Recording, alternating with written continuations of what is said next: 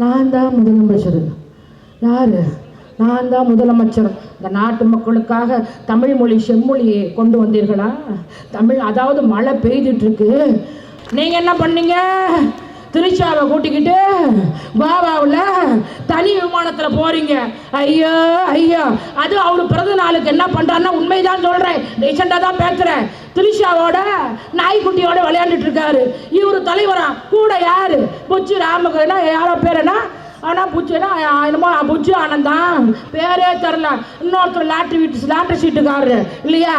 அதாவது இவங்கெல்லாம் அண்ணன் கூட இருக்கக்கூடிய, அதாவது வந்தே மாதரமாக இருந்தாலும் சரி, ஒவ்வொருவரும் ஒவ்வொரு திறமையா நீங்க 3 பேரை வச்சுக்கிட்டு டெபாசிட் கூட வாங்க முடியாது. இந்த முன்னாள் அமைச்சர் மாதிரிலாம் பச்சை வந்து யாரும் கிடையாது. அம்மா இருக்குள்ள அம்மா அம்மான்னாங்க. அம்மா செத்து போன பிறகு சின்னாயி சின்னாயி சின்னம்மா, அதுவும் என்னன்னா கொஞ்சம் கூத்தாயா பண்ணாங்க. அந்த சசிகலாவுக்கு வந்து அந்த முடியெல்லாம் சுருட்ட முடியாக இருக்கும், அயன் பண்ணிட்டாங்க. சசிகலா ஜெயலலிதா மாதிரி, அதாவது வந்து புடவை ஜெயலலிதா மாதிரி எல்லாம் போட்டு, அம்மா நடமா, ரெடி 1 2 3, நந்தவனத்தில் வந்த ராசகுமாரி, சின்ன இடையோ சின்ன உடையோ உன் கண்ணப்பா. அம்மா அம்மா நில்லு, சின்ன நில்லு நில்லு, எல்லாம் சரியா இருக்கு, உன் மொழி மட்டும் திருட்டு மொழியாக இருக்கு. நான் என்ன பண்ணுறது இல்லையா? நான் வந்து பார்த்தீங்கன்னா திருட்டு தொழில் பண்ணேன். இப்படியெல்லாம் கூத்து பண்ணிவிட்டு திடீர்னு பார்த்தா சின்னம்மா சின்னம்மான்னு சொல்லிட்டு இல்லையா, திடீர்னு என்ன பண்ணிட்டாங்க, எடப்பாடி பழனிசாமி.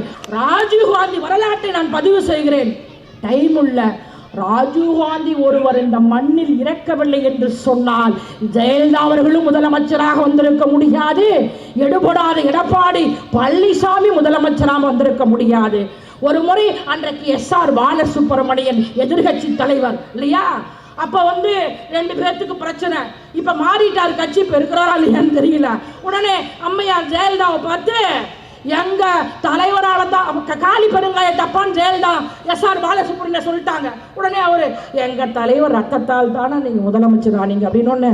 அம்மா எழுந்து, மாண்புமிகு பேரவை தலைவர் அவர்களே, நான் ராஜீவ்காந்தி ரத்தத்தால் தமிழகத்தில் முதலமைச்சராகவில்லை, என்னுடைய சொந்த உழைப்பால் தான் நான் தமிழகத்தில் முதலமைச்சரானேன், மாண்புமிகு பேரவை தலைவர் அவர்களே அப்படின்னு சொன்னாங்க. சரி பரவாயில்ல, நீ உண்மையா ஜெயலலிதா உண்மையா இருந்தா, ஜெயலலிதா உயிரோடு இருக்கின்ற போது என்ன சொன்னாங்க? எடப்பாடி பழனிசாமிக்கு தான் இந்த சப்ஜெக்ட் இல்லையா? என்ன சொன்னாங்க? அன்பார்ந்த வாக்காளர் பெருங்குடி மக்களே, இனிமேலும் நான் பிஜேபியோடு கூட்டணி வைக்க மாட்டேன், நான் ஒரு தவறு செய்து விட்டேன், ஆகையால் தான் பிஜேபி கூட்டணியை ஆட்சியை நான் கவிழ்த்தேன், இனிமேலும் எந்த நேரத்திலும் நான் பிஜேபியோடு கூட்டணி வைக்க மாட்டேன் என்று சொன்னாங்கல்ல. நீ ஒரு தலைவர், இப்போ இன்னைக்கு அண்ணாவை மதிக்கிறோம், தலைவர் கலைஞரை மதிக்கிறோம், நீ ஜெயலலிதாவுக்கு துரோகம் பண்ணிட்டிய பாவி, அந்த ஆவி உன்னை சும்மா விடாது இல்லையா? இப்போ போய் என்ன பண்ற? அமித்ஷா காலை பிடிச்சி, அதுக்கு மேலே நீங்களே புரிஞ்சுக்குங்க, என்னையா இது நாயா கடுமையா இருக்குது. அமித்ஷா சொல்றாரு, என்ன சொல்றாருன்னா, பிஜேபி அதாவது கூட்டணி ஆட்சி தான் பிடிக்கிறாரு. இவரு சொல்றாரு எடப்பாடி பழனிசாமி என்ன சொல்றாருன்னா, அதாவது கூட்டணி ஆட்சியாலேயே கொய்யால ஒண்ணுமே வராது. இதுல வேற தமிழிசை சவுந்தரராஜன் பாவம், அதாவது அந்த அம்மா அப்படிதான், தாமரை மலர்ந்தே தீரும், தாமரை மலர்ந்தே தீரும். ஐயோ ஐயோ, இது காஞ்சிபுரம் மாவட்டத்தில் தாமரையும் மலராது, ஒரு கன்றாவையும் மலராது. நான் ஏதாவது பேசி விட்டு போயிட போறேன். அதுவும் இந்த ஆட்டுக்குட்டி அண்ணாமலை பண்ணான் பாரு, அடே அப்பா, கொஞ்சம் ஊத்தா பண்ணான், திடீர்னு பார்த்தா அடிச்சுக்கிட்டாயா. அது பார்த்தா பஞ்சு. சினிமாவில் நானும் சினிமா நடிச்சிருக்கிறேன் சீரியல, அதாவது ரெடி 1 2 3 மணி 10 ஆஷம்பாங்க போய் நடிக்கணும். அது மாதிரி ஒருத்த பின்னாடி ரெடி 1 2 3ன்றான், டபுக்கு டபுக்கு டபுக்குன்னு அடிச்சுக்கிட்டான். அப்புறம் ஒருத்தன் என்னமோ இவன் வந்து அது பார்த்தா பஞ்சு, ஒருத்தன் கட்டி பிடிக்கிறான். என்ன கூத்துனா நான்னுட்டு அதுவும் கடைசிக்க சொன்னான் பாரு, திராவிட முன்னேற்ற கழகத்தினுடைய அண்ணா அறிவாலயத்தை ஒற்றை செங்கல்லாக நான் எடுப்பேன் என்று சொன்னான். நான் சொன்னேன், நீ உனக்கு அழிவுக்கு காரணம், நீ புடுங்கிக்கோன்னு சொன்னான். இப்ப புடுங்கி போயிட்டான். என்ன கூத்து இவன்! நான் கேட்கிறேன், இப்ப அண்ணன் இருக்கிறாரு, எங்க அண்ணனுடைய ஒரு சுண்டு வரல கூட ஆக மாட்டேன் ஆட்டுக்குட்டி அண்ணாமலை. இவர் என்ன பண்ணார் தெரியுமா? நான் சொல்றேன், இந்த ஒன்றிய செயலாளர் இருக்காருல்ல, அதாவது Janarthanam wife union சேர்மனா, Vande Mataram wise சேர்மன்னா, நான் அந்த அம்மாட்ட கேட்டுக்கிறேன், நான் ஆட்டுக்குட்டி அண்ணாமலைகிட்ட கேட்குறேன், ஒரு ரிசைன் பண்ண சொல்கிறேன். அம்மா அண்ணன்கிட்ட பர்மிஷன் வாங்கி, நீ அதாவது வந்தே மாதரம் கொண்டாடிட்ட ஜெயிச்சிரியா, நீ உண்மையான ஒரு முன்னாள் தலைவன் ஏற்றுக்கிறேன்.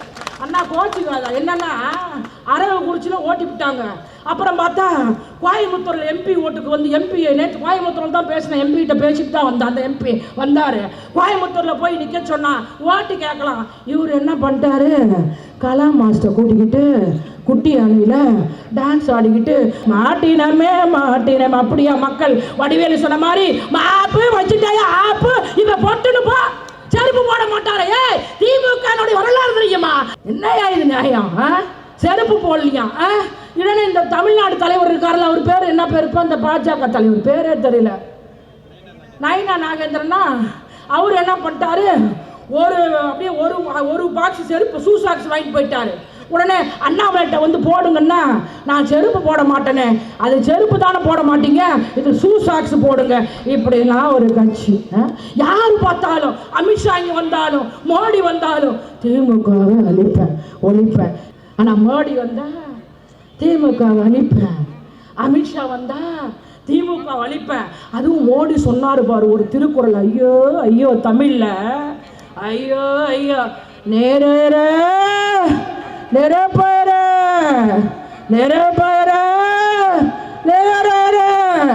நம்மாலு போட்டாலும் பேஸ்புக்கில் பெட்ரோல் வயிற, டீசல் வயிற, மண்ணெண்ணெய் வயிற, கேஸ் வயிற. அப்புறம் பொங்கல் வாழ்த்து சொன்னார் பாரு மோடி, ஐயோ ஐயோ அநேரக்கா பொங்கல் நல்ல லேத்துக்கள். என்னையா புரியுது? நான் சொல்றேன், மோடி அவர்களே, தமிழ்நாட்டிலே உனக்கு வேலை இல்லை. அதாவது தந்தை பெரியார் வாழ்ந்தமன், அறிஞர் அண்ணா வாழ்ந்தமன், தலைவர் கலைஞர் வாழ்ந்தமன், இன்றைக்கு முத்துவேல் கருணாநிதி என்கிற ஸ்டாலின் வாழ்ந்தமன். மோடி என்ன பண்ணாரு தாய்மார்களே? சொன்னாரு, என்ன சொன்னாரு? நான் ஆட்சிக்கு வந்தேன் என்று சொன்னா வருடம் 2 கோடி இளைஞர்களுக்கு வேலை வாய்ப்பு தருவேன்னாரு. தந்தாரா? அதுவும் பரவாயில்லை, நீங்களாம் பாஸ்புக் ஓப்பன் பண்ணுங்க, நான் 5 லட்சம் போடுறேன்னாரு. நம்மளும் 500 ரூபாய் இல்லையா கடை வாங்கி பாஸ்புக் ஓப்பன் பண்ணோம். ஒரு ஊர்ல ஒரு அம்மா என்ன பண்ணிடுச்சுன்னா 2000 பாஸ்புக் ஓப்பன் பண்ணிடுச்சு.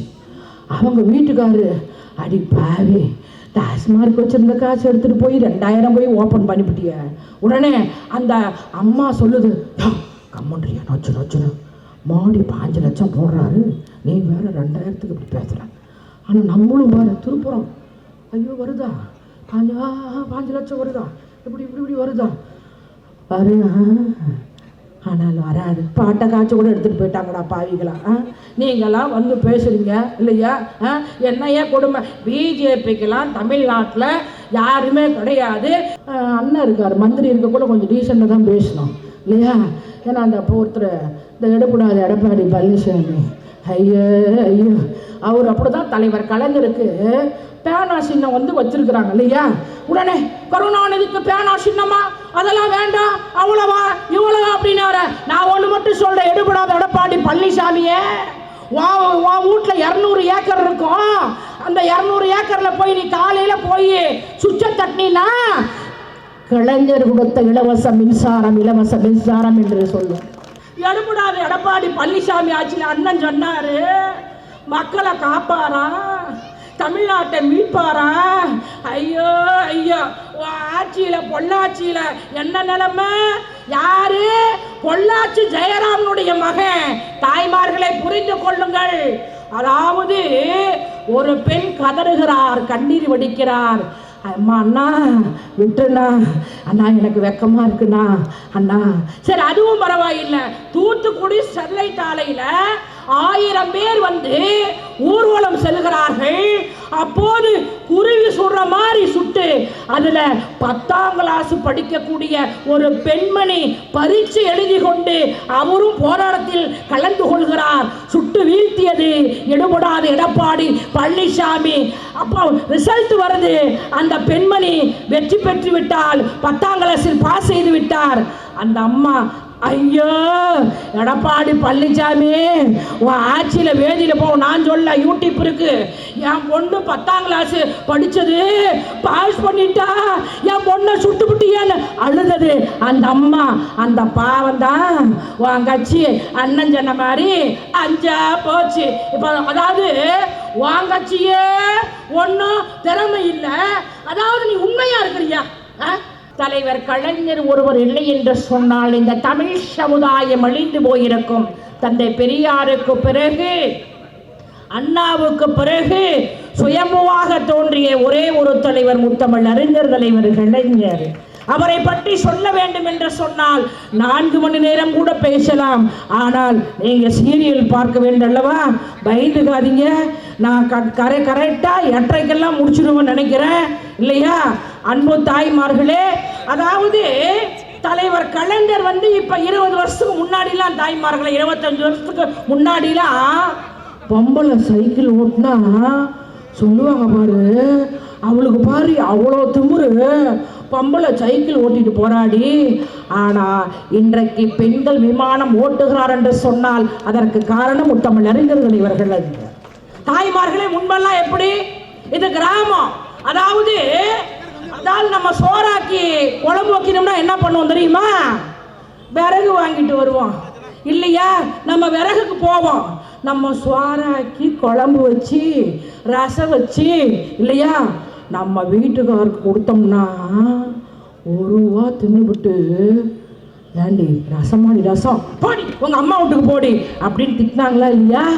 ஆனால் தலைவர் கலைஞர் நினைக்கிறார், அடுப்பிலே இருக்கக்கூடாது என்று சொல்லி இந்தியாவிலே தமிழ்நாட்டிலே இலவச கேஸ் அடுப்பை கொண்டு வந்தவர் முத்தமிழ் அறிஞர் தலைவர் கலைஞர். அது மாத்திரம் கிடையாது, வாக்காள பெருங்குடி மக்களே, பெரியோர்களே, தாய்மார்களே, ஒரு காலத்துல என்ன, ஒரு செய்தி கேட்க வேண்டும் என்று சொன்னால் ஒரு ஊர்ல தான் வானொலி பட்டிருக்கும். நம்ம கும்பலா வருவோம், வந்துட்டு செய்தி கேட்போம். வணக்கம், தலைப்பு செய்திகள். டெல்லியில் இந்திரா காந்தி காலமானார்.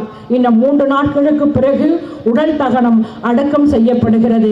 நன்றி, வணக்கம், போயிடுவோம் இல்லையா? அப்புறம் கொஞ்ச நாள் கழிச்சு ஒரு வீட்டில் டிவி இருக்கும், அதுவும் 5 நாள் ஹிந்தி இல்லையா? ஒரு நாள் அந்த கிழக்கே போகும் ரயிலேக்கு உட்காருவோம் பாரு. அப்புறம் பார்த்தா ஒரு நாள் ஒளியும் 7 பாட்டுக்கு நம்ம உட்காருவோம் பாரு. 4 நாள் கொடுத்து உட்காருவோம் அந்த 7 பாட்டு. ஆனால் தலைவர் கலைஞர் நினைக்கிறார், அப்புறம் என்ன நம்ம சொல்லுவாங்க, அந்த பாதி பாட்டு முடியுங்காட்டியும் எங்க வீட்டுக்காரர் வந்துட்டாரு, அவருக்கு சோறு போடணும், பாங்க வந்துருவோம்.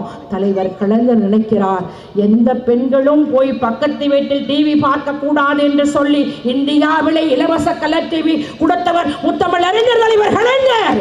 அவரை பற்றி சொல்லிக் கொண்டே போகலாம். ஒரு கவிஞன் குடையை பார்த்து கேட்கிறான், குடையே உனக்கு மழை பிடிக்குமா வெயில் பிடிக்குமா என்று கேட்கிறான்.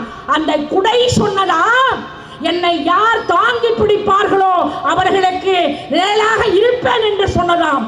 அந்த குடை கூட என்னை போல் சுயநலவாதி, தாங்கி பிடிக்கவர்களுக்கு தான் நிழலாக இருப்பேன் என்று சொன்னதாம். ஆனால் தலைவர் கலைஞர் தன்னை தாங்கி பிடிக்கவில்லை என்று சொன்னாலும் தமிழ்நாட்டுக்கு நிழலாக இருந்தவர் முத்தமிழ் அறிஞர் தலைவர் கலைஞர்.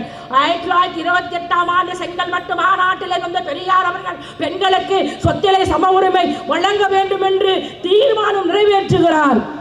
3வது முறையாக தலைவர் கலைஞர் அவர்கள் முதல்வராக வந்தபோது பெண்களுக்கு சொத்திலே சம உரிமை வழங்கியவர் முத்தமிழ் அறிஞர் தலைவர் கலைஞர். அவரை பத்தி பேசிட்டே போல, அவரை மாதிரி நகைச்சுவையா யாரும் பேச முடியாது. ஒரு முறை அப்படிதான் ராமச்சந்திரா மருத்துவமனையில தலைவர் கலைஞருக்கு முதுகுவலி ஆபரேஷன். அதுவும் தாய்மார்களுக்கெல்லாம் தெரியும், ஒரு பகல்ல 3 மணிக்கு ஆபரேஷன்னா 10 மணிலேருந்து தண்ணி குடிக்க கூடாது. உடனே என்னாச்சுன்னா தலைவர் கலைஞர் டாக்டர்கிட்ட தண்ணி கொடுங்க அப்படின்னு சொல்லி கேட்குறாரு. அந்த டாக்டர், ஐயா இப்போ தண்ணி கொடுக்க கூடாதுங்கய்யா அப்படின்ற மாதிரி சொல்கிறாரு. இல்லையா, என்னால் முடியல. சரி, டாக்டர் தலைவர் கலைஞர் எவ்வளோ பெரிய தலைவர் கேட்குறாரு அப்படின்ட்டு சரி ஒரு நர்ஸ் அனுப்பி வைக்கிறாராம். அந்த நர்ஸ் என்ன செய்கிறார்களா, ஒரு டம்ளர் தண்ணியில் காட்டன் பஞ்சை வந்து அப்படியே நினச்சி தலைவர் கலைஞர்கள் வைக்கிறாராம். உடனே தலைவர் கலைஞர் அந்த பெண்ணத்தில் கேட்குறாராம், அம்மா உன் பெயர் என்னம்மா என்று கேட்கிறாராம். அப்போது அந்த பெண்மணி சொல்கிறாராம், ஐயா என் பெயர் காவேரி என்று சொன்னாராம்.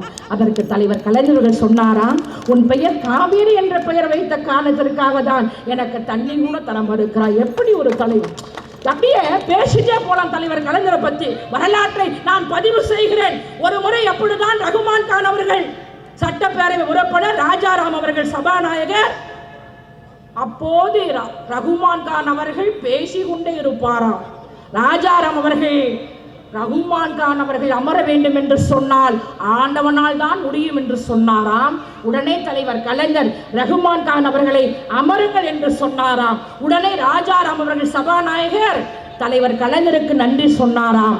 உடனே தலைவர் கலைஞர் சொன்னாராம், மாண்புமிகு பேரவைத் தலைவர் அவர்களே, நீங்கள் தான் சொன்னீர்கள் ரகுமான் கான் அவர்கள் அமர வேண்டும் என்று சொன்னால் ஆண்டவனால் தான் முடியும் என்று சொன்னீர்கள். நான் ஏற்கனவே இந்த நாட்டை ஆண்டவன் என்று சொன்னாராம். இப்படி ஒரு தலைவன் கலைஞரை பற்றி சொல்லிக்கொண்டே போகலாம். ஏன்னா நான் அரை மணி நேரம் சீரியல் பாக்கியலட்சுமி சீரியல் வேற போயிட்டு இருக்கு இல்லையா, அதனால நான் வந்து 4 மணி நேரம் கூட பேசுவேன். ஏன்னா அண்ணன் எனக்கு 25 வருஷமா பேசியே கிட்டத்தட்ட 6 மணி நேரம் கூட பேசுவேன், 7 மணி நேரம் கூட பேசுவேன். அப்படி ஒரு தலைவர் கலைஞருடைய பிறந்த நாள் விழா, அதாவது பட்டி தொட்டி எல்லாம் நடைபெற்றாலும் காஞ்சிபுரம் மாவட்ட கழகத்தினுடைய செயலாளர், ஆற்றல்மிகு மாவட்ட கழகத்தினுடைய செயலாளர் மாண்புமிகு அண்ணன் தாமு அன்பரசன் என்று சொன்னால் ஒரு சிறப்பு. நான் பார்க்கின்ற போது 1 மணி நேரம் பேசலாம் என்று ஆசைப்படுகிறது. ஆக தலைவர் கலைஞருடைய புகழ் இன்னைக்கும் தலைப்பு செய்தி தலைவர் கலைஞர் தான். ஏன்னா அந்த எடப்பாடி பழனிசாமிக்கே இலவச மின்சாரம் கொடுத்தவர் இன்னைக்கும் தலைப்பு செய்தி தலைவர் கலைஞர். இந்த உலகம் உள்ளவரை தலைவர் கலைஞருடைய புகழ் ஓங்கும் என்று சொல்லி ஆட்சிக்கு வந்து 4 ஆண்டு காலம் ஆகிறது. சொன்னதையும் செய்தவர் தலைவர் தளபதி மு.க. ஸ்டாலின், சொல்லாதையும் செய்தவர் தலைவர் தளபதி மு.க. ஸ்டாலின். அதாவது அருமையாக சொன்னார். தேர்தல் நேரத்திலே சொன்னார், நான் ஆட்சிக்கு வந்தேன் என்று சொன்னால் பெண்கள் பேருந்துகளில் இலவசமாக பயணம் செய்யலாம். இந்த எடப்பாடி பழனிசாமி அது எப்படி தமிழ்நாடு முழுவதும் தர முடியுமா? அது எப்படி? ஆனால் ஆட்சிக்கு வந்து முதல் கையிலத்தே பெண்கள் பேருந்துகள் இலவசமாக பயணம் செய்யலாம். தாய்மார்களே, பெண்கள் ஆட்சியில் கூட பெண்களுக்கு இப்படி செய்யல தாய்மார்களே. ஜெயலலிதா ஆட்சியில் கூட பெண்களுக்கு இப்படி செய்யல தாய்மார்களே.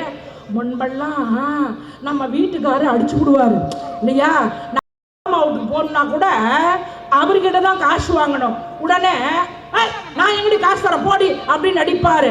இன்னைக்கு யாராவது அடிக்க சொல்லு, அடிச்சாங்கன்னு வச்சுக்க, நான் ஏற்கனவே சிங்கப்பெண்ணை சீரியல் பார்த்துட்டு அந்த விளம்பரத்தில் தான் உனக்கு தீஞ்ச தோசை போட்டு கொடுப்பேன், நீ என்னை அடிச்ச எங்க அம்மா வீட்டுக்கு போயிடுவேன். ஏன்னா மு.க. ஸ்டாலின் இலவசமா, அதாவது கட்டணம் இல்லாமல் பேருந்துகளில் சொல்லலாம் போகலான்னு சொல்லிட்டாரு. ஐயோ அம்மா, நான் ஒன்றுமே உன்னை அடிக்க மாட்டோமா. அதுவும் முன்பெல்லாம் அந்த கண்டக்டர் பண்ணுவாங்க பாரு, மா இதெல்லாம் அப்போ விட்டு பசாம குடும்ப காசு.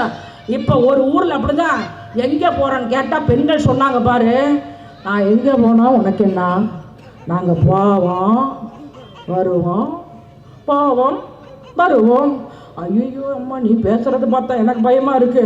ஏன்னா தலைவர் இந்த தமிழ்நாடு முதலமைச்சர் திடீர்னு பஸ்ஸில் ஏறி உங்களை எல்லாம் கேட்குறாரு ஒழுங்கா, அதாவது கண்டக்டர் சரியா நடத்துறாருன்னு வம்புமா ஏன் வேலை போயிருன்ட்டு பயந்துக்கிறாங்க. அதுவும் கிராமத்தெல்லாம் பார்த்தோம் என்று சொன்னால் தாய்மார்களே, பெண்கள் பேருந்துகளில் ஏறிக்கொண்டு ஒருவருக்கொருவர் மகிழ்ச்சியோடு சந்தோஷமாக, அதாவது பாட்டு கேட்டுக்கொண்டு என்று நம்மளுடைய மு.க. ஸ்டாலின் ஆட்சியில் பெண்கள் சந்தோஷமாக செல்லக்கூடிய ஆட்சி திராவிட மாடல் ஆட்சி.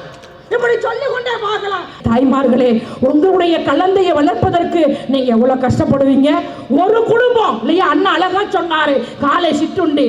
அந்த குழந்தைய நம்ம பிறந்து இல்லைங்களா 6 மாசம் கூட கிடையாதுமா, அந்த குழந்தைக்கு பால் வாங்கி கொடுக்கணும், சோறு கொடுக்கணும். அந்த அம்மா அழுகுறாங்க, அழுவாதீங்கம்மா, கவலையா இருக்கு இல்லையா, அழுவாதம்மா, அந்த அம்மா அழுகாதீங்க. அதாவது சோறு வாங்கி கொடுக்கணும் இல்லையா, பிறந்த குழந்தை ஒரு 6 மாசத்துலயே இது கிராமம் களைப்பறிக்க, அதாவது கூலி வேலைக்கு செல்வாங்க. ஏதாவது ஒரு இடம் இருந்தா தொட்டியில போட்டு அந்த குழந்தைய அப்படியே நம்ம, ஏன்னா அந்த குழந்தைய வளர்க்கணும் இல்லையா, தொட்டியில போட்டு அப்படியே வேலை செய்வாங்க. அந்த குழந்தை அழுவும், அந்த தாய்மார் ஓடோடி வந்து அந்த குழந்தைய தூக்கி இல்லையா, அப்படி வந்து நம்ம குழந்தைய கஷ்டப்படுவோம். அந்த அம்மா குழந்தைய வளர்ப்போம், எனக்கே அழுக வரும் இல்லையா. ஆனா தலைவர் தளபதி எப்படி ஒரு தலைவர் தளபதி மு.க. ஸ்டாலின் அந்த குழந்தையை நீங்கள் வளர்க்க வேண்டாம், ஆய்வுக்கு செல்கிறார், பள்ளிக்கூடத்திற்கு செல்கிறார். ஒரு குழந்தை என் சோகமா இருக்கு என்ன அப்படின்னு கேட்கிறாரு. அந்த குழந்தை சொல்றாங்க, ஐயா எங்க அப்பா அம்மா வேலைக்கு போயிட்டாங்க ஐயா, நான் காலையில் நீரார் தண்ணி குடிச்சிட்டு வந்தையா. தலைவர் தளபதி மு.க. ஸ்டாலின் சொல்றாரு, தமிழ்நாட்டில் எந்த குழந்தையும் பட்டினியாக இருக்கக்கூடாது என்று சொல்லி இந்தியாவிலே காலை சிற்றுண்டி கொண்டு வந்த என் தலைவர் தளபதி மு.க. ஸ்டாலின் பாதியில எவ்வளவு வரலாற்றை சொல்லலாம். ஒரு குழந்தை வளர்க்கறதுக்கு இன்னைக்கு தமிழ்நாட்டுக்கு தாயாக தந்தையாக இருக்கக்கூடியவர் முத்துவேல் கருணாநிதி என்கிற ஸ்டாலின் மாற்றுகிறது கிடையாது. இப்படி இன்னைக்கு தலைவர் தளபதி மு.க. ஸ்டாலின், நான் ஊட்டிக்கு போன வாரம் படுகர் பெண்மணி, அந்த பெண்மணி சொல்றாரு, என்ன சொல்றாங்க தெரியுமா, அம்மா அதாவது என்னன்னா இந்த மாதம் 1000 ரூபாய் எனக்கு சுகர் மாத்திரைக்கு கரெக்டா இருக்குமா. ஆனா உண்மையாலுமே நாங்க மு.க. ஸ்டாலினுக்கு தாமா ஓட்டு போடும், இது உண்மைண்ணா. ஏன்னா பத்திமா நான் பொய்யெல்லாம் சொல்ல மாட்டேன் இல்லையா. அது மாத்திரம் கிடையாது, ஒரு ஊர்ல அப்படிதான் ஒரு அம்மாவுக்கு உடம்பு சரியில்லை, மகன்கிட்ட காசு கேட்டிருக்கே, ஏதோ அந்த அம்மா கொஞ்சம் விவரம் தெரியாத அம்மா, டே ஒரு 50 ரூபா கொடுறா, ஊசி போட்டு வரேன், நான் தரமாட்டேன்.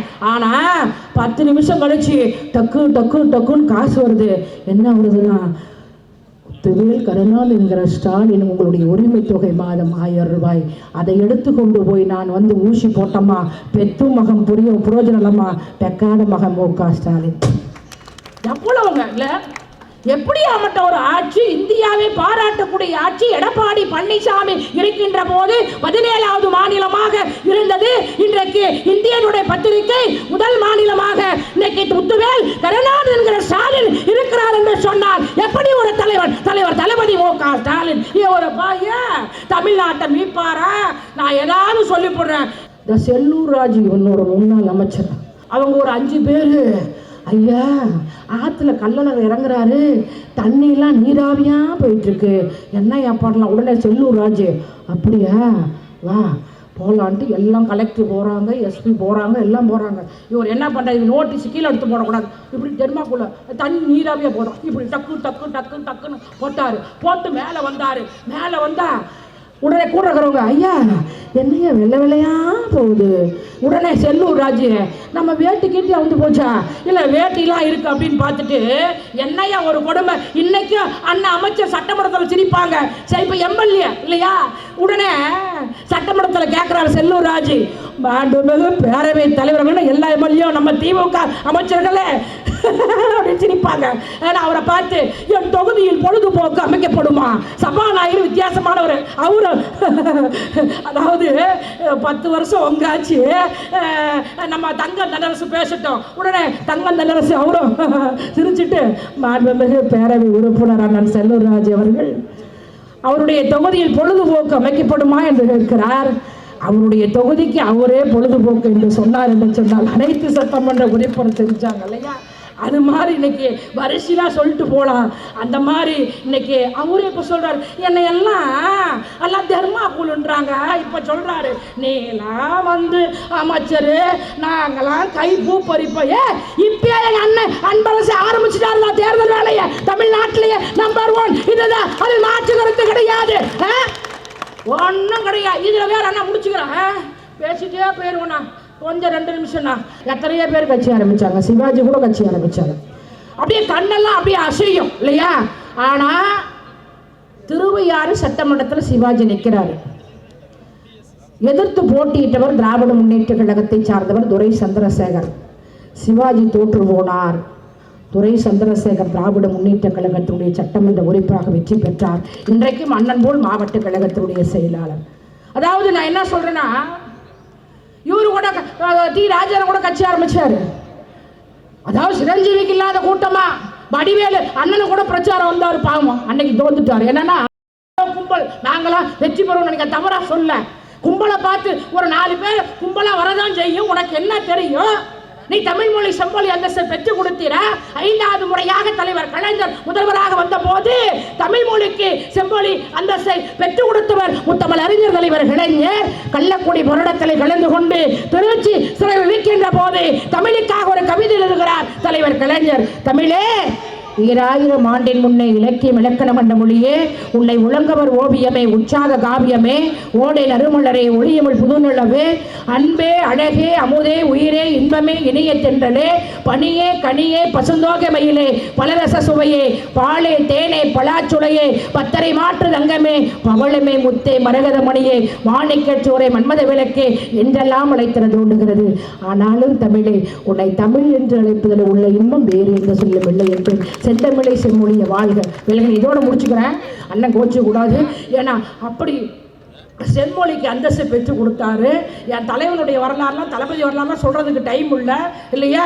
நீங்க போய் எங்கேயோ ஒரு கதாநாயகோட உன்னோடு நான் இருந்தும் ஒவ்வொரு மணித்துளியும் மரண படுக்கையிலும் மறக்காது கண்மணி அப்படின்ட்டு நான் தான் முதலமைச்சர் கமல்ஹாசன் கூட தான் கட்சி ஆரம்பிச்சா நான் ஒரு குறை சொல்ல.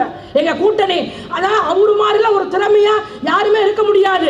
அதுவும் குள்ள கமலா வந்து வேஷம் போடுவார் பாரு, இன்ன வரைக்கும் தெரியல. அதுவும் ஒரு படத்துல அவர் பாடுவார் பாரு, அவரே பாடுவார், அழுகையா வரும் அப்படின்னு ஒரு திறமையா அவரே வந்துட்டாரு. எம்பி கொடுத்தோம், பிரேமலதா விஜயகாந்த் எடப்பாடி பழனிசாமி ஏமாத்திட்டாரு, அவரே சொல்லிட்டாரு. மொத்தவேல் கருணாநிதிங்கிற ஸ்டாலின் முதல்வர், அதில் மாற்று கருத்து கிடையாது என்று சொல்லி தந்த வாய்ப்புக்கு பட்டு தொட்டி எல்லாம் அறிவிச்ச அன்பு அண்ணன் மீண்டும் வெற்றி பெற்று மீண்டும் அமைச்சராக போகும் அன்பு அண்ணன் தாமு அன்பரசன் அவர்களுக்கும் இளந்திரை அவர்களுக்கும் வந்தே மாதரம் அவர்களுக்கும் குறிப்பா உங்களை விட்டு பிரிவதற்கு மனம் இல்லை, மனசு வலிக்குது. இவ்வளவு நேரம் அமைதியா இருந்தீங்களே, உங்களுக்கெல்லாம் பெண்களுக்கு இதயத்தில் உதய சூரியன் என்று சொல்லி தந்த வாய்ப்புக்கு நன்றி கூறி விடைபெறுகிறேன். நன்றி, வணக்கம்.